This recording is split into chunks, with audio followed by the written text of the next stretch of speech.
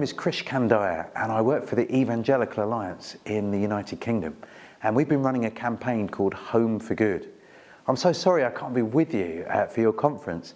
I'd love to be there sitting around and learning from what's going on around the world. But I've been asked to share a little bit about some of the things we've learned in our work in fostering and adoption in the United Kingdom. I'd say there are three key things that we've really worked hard at in order to see a spread in vision for orphan children in our culture. The first thing is we've had to rebuild trust. Secondly, we've had to tell a different kind of story. And thirdly, we've had to really make the most of our networks. When it comes to rebuilding trust, there seems to be a relationship breakdown between the social services, where all the children in care in the United Kingdom are held, and the church. There's been distrust from social services towards the church, and the church has become quite defensive in its relationship to social services. But also there's been a breakdown of trust between churches. Due to various kind of theological differences and personality differences, there's been a breakdown in relationship between the different streams and denominations in the United Kingdom. So one of our key things as Home for Good is rebuilding trust in those different relationships. So we've worked really hard at listening to some of the concerns and the worries and the fears that local authorities, social workers have had about the church getting involved in fostering and adoption. And we've tried to skill ourselves up and learn the language and understand the culture of what's going on there. It really helps that my wife and I and many of my colleagues are foster carers and adoptive carers, so we know the system from the inside, and we can reassure social services that we understand their world. But similarly, we've had to help the church reorientate how it relates to government bodies, so they don't need to be fearful, but we can be partners together. And so we've run a lot of events where we've brought social workers and church leaders together, and we've done a lot of bridge building to help re-establish that trust. But also we've had to build trust between the different churches. And we've been delighted that people from Pentecostal backgrounds or Reformed backgrounds or Anglican backgrounds or Methodist backgrounds have been willing to take Home for Good on board. And so we've written articles, appeared in newspapers and written videos and turned up at conferences from a whole range of different people, always building trust, helping them understand that we are Christians, we're committed to finding homes for all the children in the UK that need them. Secondly, we've had to try and tell a different kind of story. In the United Kingdom, most people who are thinking about adoption are childless. They might struggle with infertility issues, and they look for a certain kind of child to fit in to their family. And we've been trying to tell stories to change that perception, because we really want to see the church step out and find homes for those children that are waiting for adoption. In the United Kingdom, there are about 6,000 children that are currently waiting for adoption. Most of them are not babies, most of them are older children, they might have special needs, they might come with a brother or a sister.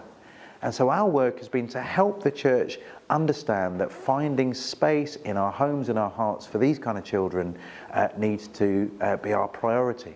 So we've been doing a lot of Bible teaching. I wrote a book looking at 10 of the key passages that talk about fostering or adoption or God's heart for the fatherless. We've also found stories around the UK of different people from all sorts of different backgrounds, whether they're clergy or bishops, or whether they're fusion scientists or sportsmen, all sorts of people that have decided to make room in their lives for vulnerable children. And so we've been telling those stories wherever we go. And the strong stories we put into video form, or we just tell over and over again through all our marketing, all our articles, and all the video and stage time that we get at conferences. And thirdly, we've really tried to make the most of our networks. We've been asking people whether they are foster carers or adoptive carers to really make the most of their social media contacts, to tell stories on Facebook or on Twitter. We've created competitions. So for at the moment, we're focusing around Mother's Day, and we've created a little competition, a photographic competition, just celebrating motherhood and asking people to take a photo and then put it onto Facebook or Twitter or Pinterest or Instagram and just tell their networks all about it. But we've also been saying to the church that you as the church can wrap around these foster and adoptive families. Many people are not ready to make the step to become a foster carer or an adoptive carer, but they are willing to stand alongside other people that are doing it. So we've been telling stories. For example, there was a family who have started to foster some pretty challenging children. And another family in the church got alongside them and said, look, whatever happens, I know you've got birth children, you might find it difficult to pick up those kids after school or after music practice or youth group. And so we, the church, we're going to stand alongside you, and here is our mobile phone number. We're going to give it to you and your kids, and we'll be your plan B. If ever you can't pick up your kids from a group, get them to phone us. And it could be 4 o'clock in the afternoon, or it could be 4 o'clock in the morning. We'll drop whatever we're doing, and we'll make sure that your kids get home safe. And just telling stories about those kind of ongoing support mechanisms the church can do really mobilizes a lot of people to get involved. We even heard the story of a wealthy member of the church getting alongside a poorer member of the church and building them an extension on their house so they'd have enough room in their house so they could be eligible to be adoptive or foster families. And so, we just want to make the most of the network that we've got individually through social networks or as churches or as denominations. We work really closely with a whole network of churches in one particular city in England. And it turns out that the city needed to find 40 more foster families in order to look after the kids that were in care in that city. And so the church leaders got together, they prayed and they thought about it, and then they went to their city council and said, look, we, the Church of Southampton, promise to find you 40 families to meet your need. And they started a campaign, and they put a little picture together of a plaque which had 40 front door keys on it, and they had a little clicker on their website that every time a new family stepped up and was willing to be a foster carer, the number went down from 40, and in the end it went to 0, because in less than 7 months they found 40 families to step up. Now that worked because church leaders got a vision for it, but it also worked because there was a sense of making the most of the social network of the churches in a particular city, and they really made a difference. In fact, to date, there have been 60 families that have stepped forward to become foster carers just in that one city alone.